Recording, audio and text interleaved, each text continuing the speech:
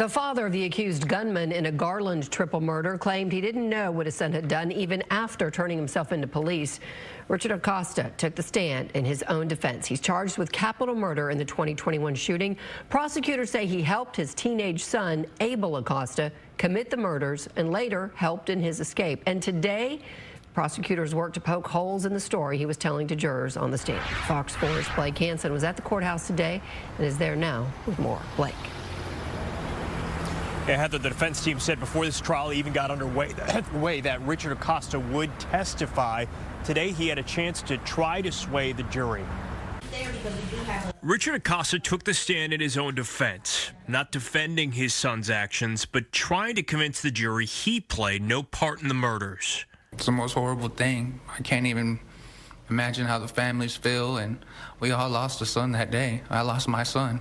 I will never get to see my son again. Some of the victims' family members left the courtroom in tears after hearing those words. 14-year-old Xavier Gonzalez, 17-year-old Rafael Garcia, and 16-year-old Ivan Noyala were killed in the December 2021 shooting at a Garland convenience store. Prosecutors have shown video of Richard Acosta going into the store first by himself to buy something, then go back out to his white truck.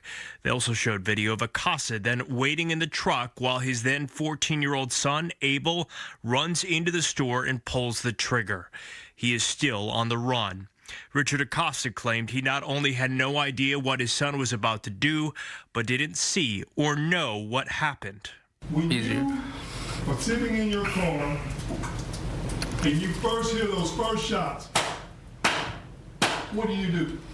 Well, my natural reaction was to, get down. When he's at the door shooting, you're down ducking. Yes, sir. When he goes in shooting, you're still down ducking. Yes, sir. When he comes out running, you're still down ducking. Yes, sir. He opens that back door. What if anything does he say? He says, go.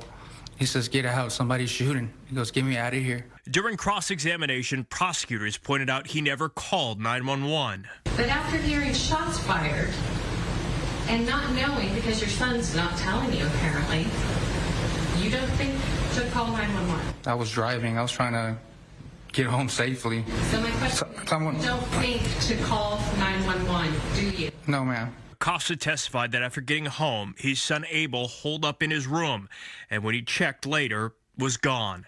Acosta says he went to Fort Worth that night thinking his son might have gone to see a relative. Prosecutors continue to try and poke holes in his testimony. Your wife's sister lives in Fort Worth, correct? I don't know where she lives, ma'am.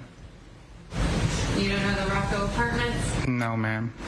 So if you had your wife's phone when she was texting the address and the apartment number in Rocco Apartments, that wasn't for your benefit?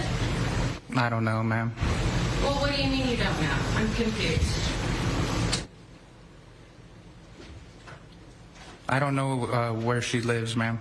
And then I guess it must just be a coincidence that your son's social media account was also hanging off of Fort Worth in that area by the Rocco Apartments at that same time. I can't tell you that, ma'am. I don't know. Police have alleged family members helped hide the teen from authorities.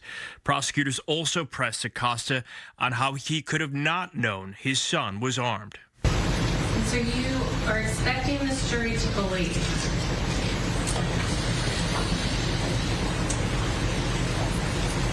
that your 14-year-old son, wearing flimsy basketball shorts, was somehow able to conceal this gun with that extended clip, and you never saw it. I never saw him with a weapon, ma'am.